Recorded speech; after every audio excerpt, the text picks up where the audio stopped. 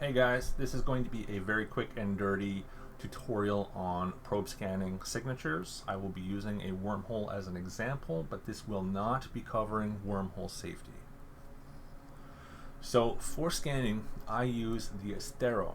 The Astero gets bonuses to core probe strength, 37.5% roll bonus. That means you don't have to train for it. You're just automatically given that bonus.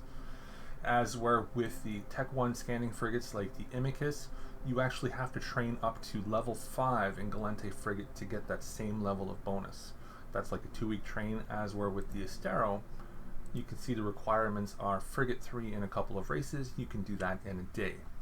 Additionally, I use sister scanner probes. They give you a bonus over the Tech 1 probes.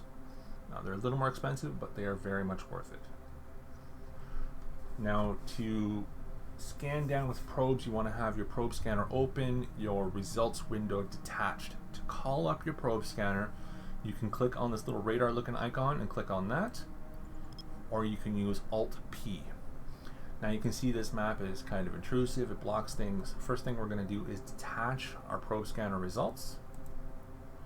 That gives us a little window that we can move around to a convenient place. And we are going to maximize our map, so it's actually behind all the other windows.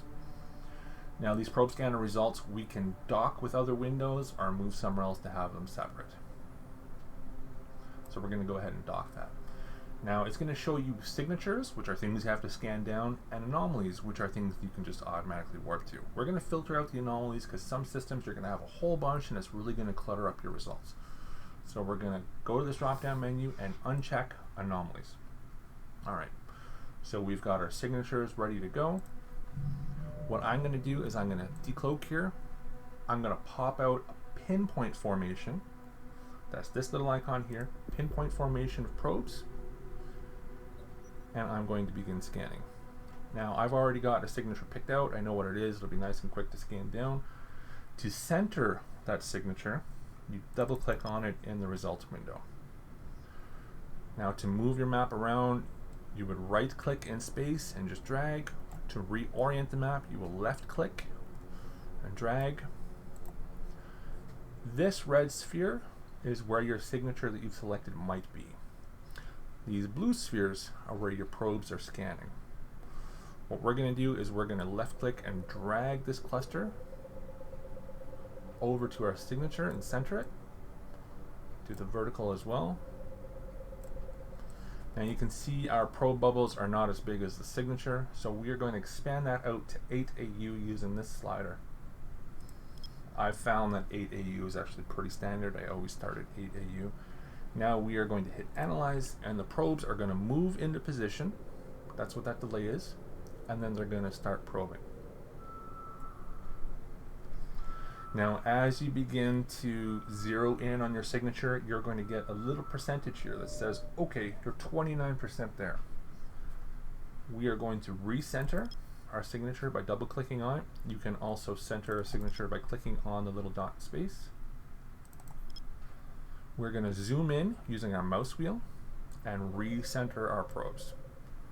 We'll do the vertical. Alright, now we're going to zero in from 8 to 4 AU across and analyze again.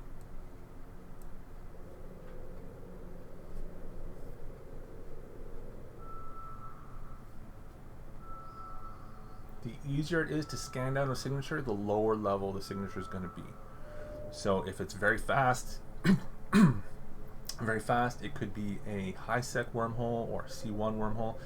If it's difficult to scan down, it could be a C4 or a C5.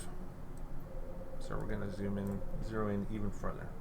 Bring our 4 down to 2, analyze again.